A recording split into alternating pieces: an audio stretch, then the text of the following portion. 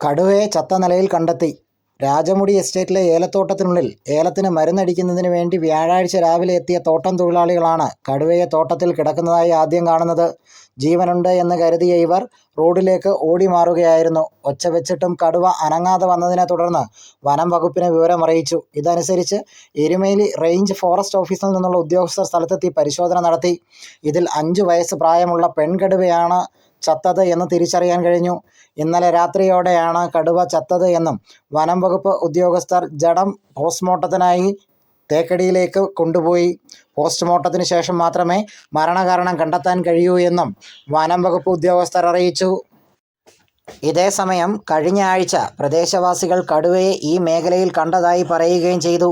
എന്നാൽ പ്രദേശത്ത് വളർത്തുമൃഗങ്ങളെയോ മറ്റ് വന്യമൃഗങ്ങളെയോ വേട്ടയാടിയതിൻ്റെ അവശിഷ്ടമോ മറ്റൊന്നും കണ്ടെത്താൻ കഴിഞ്ഞിട്ടുമില്ല. ഇതുകൊണ്ട് തന്നെ ഫോറസ്റ്റ് അധികൃതർ അന്വേഷണം ഊർജിതമാക്കുകയാണ്. News bureau, Peermade.